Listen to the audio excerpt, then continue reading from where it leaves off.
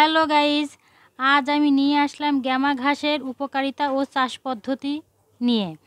ভিডিওটি অবশ্যই মনোযোগ দিয়ে দেখবেন। গ্যামা ঘাসে প্রচুর পরিমাণ প্রোটিন ও কার্বোহাইড্রেট থাকে, যা গরুর স্বাস্থ্য ও দুধ উৎপাদনে সহায়তা করে। নিয়মিত গ্যামা ঘাস খাওয়ালে গরুর দুধের পরিমাণ ও গুণগত মান বাড়ে এবং গরুর ওজন দ্রুত বৃদ্ধি পায়। একবার রোপণ করলে বহুবার কাটা যায়। প্রতি 30 থেকে 45 দিন পর পর কর্তন করা যায়। তাই একবার বিনিয়োগে দীর্ঘ সময় উপকার পাওয়া যায়।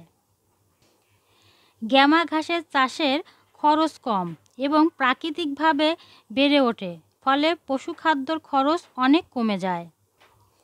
আপনারা দেখতে পাচ্ছেন খামারি ভাই এক পাশ থেকে গ্যামা ঘাস কাটছে এবং অন্য পাশ থেকে ঘাসগুলো আবার বড় হয়ে উঠছে। এখন আমরা জানব গ্যামা ঘাসের চাষের পদ্ধতি।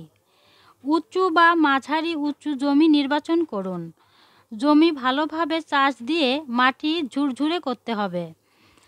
প্রাথমিকভাবে জৈব সার প্রয়োগ করুন। বাজার বা কৃষি অফিস থেকে ভালো জাতের গ্যামা ঘাসের কাটিং সংগ্রহ করুন। গ্রীষ্ম বা বর্ষাকালে রোপণ সবচেয়ে ভালো, মে থেকে আগস্ট মাস।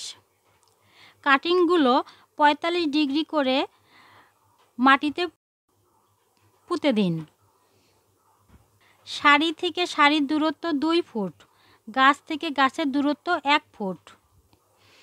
প্রতি 20 দিন পর পর সামান্য ইউরিয়া ও টিএসপি সার দেওয়া যেতে পারে। শুকনো মৌসুমে প্রতিনিয়ত সেচ দিতে হবে।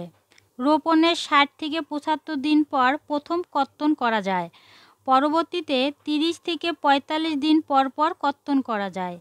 কর্তনের সময় 5 থেকে 6 ইঞ্চি গোড়া রেখে কাটা উচিত, যেন ঘাস আবার গজায়। গ্যামা ঘাস গরুর জন্য একটি চমৎকার খাদ্য বিকল্প। এটি চাষ করে আপনি কম খরচে বেশি দুধ, মাংস ও স্বাস্থ্যবান গরু পেতে পারেন। বিশেষ করে যারা খামার করেন বা পশুপালনের দিকে এগোতে চান, তাদের জন্য গ্যামা ঘাস চাষ একটি লাভজনক উদ্যোগ হতে পারে। এছাড়া বর্তমানে গ্যামা ঘাসের চাহিদা দিন দিন বাড়ছে, বিশেষ করে গরু পালনকারী খামারিদের মধ্যে। আপনি যদি গ্যামা ঘাস চাষ করে অতিরিক্ত উৎপাদন করেন, তাহলে স্থানীয় খামার ও গবাদি পশু বাজারে অথবা অনলাইনের মাধ্যমে সহজে বিক্রি করতে পারবেন।